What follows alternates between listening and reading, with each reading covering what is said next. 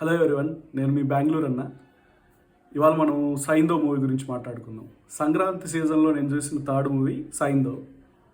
మీరు ఈ ట్రైలర్ చూస్తుంటే ఆ ట్రైలర్లో ఏముందో అదే ఉంది మూవీలో, పెద్ద తేడా ఏం లేదు, సేమ్ టు సేమ్ దించేశారు. అదే దాన్నే కొంచెం ఎక్స్టెండెడ్గా చూస్తే మనకి ఎలా ఉంటుందో అదే ఫీలింగ్ వచ్చింది.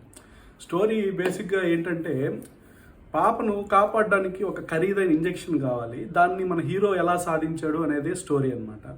వెంకటేష్ గారు బాగా యాక్ట్ చేశారు ఈ మూవీలో, చాలా ఈజీతో నటించారు, చాలా న్యాచురల్గా ఉంది ఆయన యాక్టింగ్. నవాజుద్దీన్ సిద్దికి ఈ సినిమాలో విలన్ క్యారెక్టర్ చేశారు. ఆయనకి పాపం ఎక్కువ డబ్బులు ఇచ్చినట్టున్నాడు ప్రొడ్యూసరు, అందుకే కొంచెం ఎక్కువ ఇన్వాల్వ్ అయ్యి యాక్టింగ్ చేశారు. అది మనకి కొంచెం ఓవర్ యాక్షన్ లాగా అనిపిస్తుంది, కానీ ఏం చేయలేము, తప్పదు. మరి డబ్బులు తీసుకుని నాకు యాక్టింగ్ చేయాలి కదా, ఏదో చేశాడు, మనకి అది కొంచెం అతిగా అనిపించవచ్చు.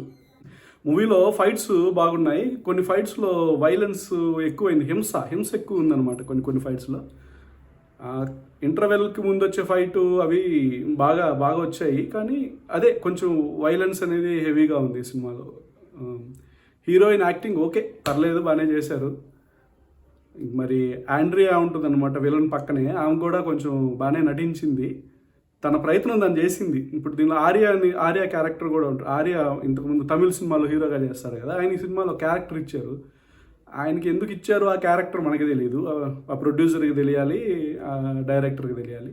ఆయన కూడా ఓకే చేశాడు, చేద్దాం చేశాడు, అంతే, ఉన్నాడు అంతే. సంతోష్ నారాయణ బ్యాక్గ్రౌండ్ మ్యూజిక్ అయితే ఓకే, బాగానే ఉంది, కొన్ని సీన్లు చాలా ఎలివేట్ చేశాడు. కానీ అసలు మ్యాటర్ ఏంటంటే, స్టోరీ మనకు ఆల్రెడీ తెలిసిందే కదా, ఏదో నడుస్తూ ఉంటుంది, సినిమా పోతూ ఉంటుంది, మనం ఇంకా చూడాలి. అదే నడుస్తూ ఉంటుంది, వెనకాల సాంగ్ వస్తుంటుంది, ఫైట్ వస్తూ ఉంటుంది, మనకు తెలుస్తూ ఉంటుంది ఏం జరుగుద్ది నెక్స్ట్ అని తెలిసిపోతూ ఉంటుంది.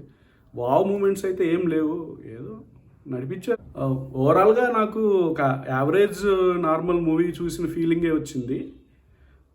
కానీ అదే నేను ఇందాక చెప్పినట్టుగా మరి వెంకటేష్ గారి యాక్టింగ్ బాగుంది. మనం ఈ సినిమా వెంకటేష్ గారి యాక్టింగ్ కోసం చూడొచ్చు.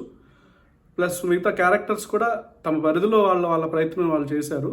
డైరెక్టర్ గారు కూడా బాగా, అంటే ఈ కథని దీన్ని పాయింట్ చాలా మంచి పాయింట్, అంటే మనకు తెలిసిన పాయింటే, కానీ దాన్ని కొంచెం ఎఫెక్టివ్గా చేసి ఉండొచ్చు అనే ఫీలింగ్ వచ్చింది. నా రివ్యూ కనుక మీకు నచ్చినట్లయితే లైక్ చేయండి, షేర్ చేయండి, మరియు సబ్స్క్రైబ్ చేయండి.